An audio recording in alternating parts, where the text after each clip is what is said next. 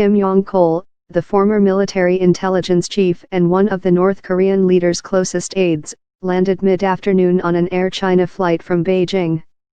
Associated Press journalists saw the plane taxi down the tarmac before the North's delegation disembarked at JFK International Airport. During his unusual visit, Kim Yong Chol had dinner for about an hour and a half with Secretary of State Mike Pompeo, who traveled from Washington to see him. The two planned a day full of meetings Thursday, the White House said. Their talks will be aimed at determining whether a meeting between Trump and Kim Jong-un, originally scheduled for June 12 but later cancelled by Trump, can be restored, U.S. officials have said. Trump announced that Kim Yong Chol was coming to New York for talks with Pompeo in a tweet on Tuesday in which he said he had a great team working on the summit. That was a shift from last week, when Trump announced in an open letter to Kim Jong-un that he had decided to terminate the summit following a provocative statement from the North. Pompeo, Trump's former CIA chief, has traveled to Pyongyang twice in recent weeks for meetings with Kim Jong-un, and has said there is a shared understanding between the two sides about what they hope to achieve in talks. South Korean media speculated that Pompeo could make a third trip to Pyongyang and that Kim Yong Chol was carrying a personal letter from Kim Jong-un and might push to travel to Washington to meet with Trump.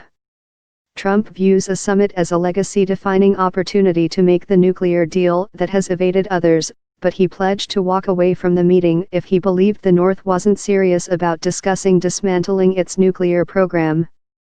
White House officials maintain that Trump was hopeful the North was merely negotiating but that he was prepared for the letter to mark the end of the two-month flirtation. Instead, the officials said, it brought both sides to the table with increasing seriousness, as they work through myriad logistical and policy decisions to keep June 12 a viable option for the summit. Kim Yong Chol is a vice chairman of the North Korean ruling party's Central Committee.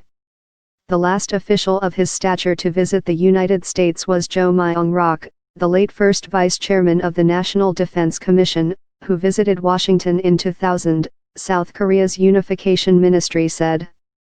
Moon, who has lobbied hard for nuclear negotiations between Trump and Kim Jong-un, held a surprise meeting with the North Korean leader on Saturday in an effort to keep the summit alive. Lederman reported from Washington and Bodine from Beijing. Associated Press writers Jill Colvin, Zeke Miller and Catherine Lucy in Washington and Hyungjin Kim and Kim Tonghyung in Seoul, South Korea, contributed to this report.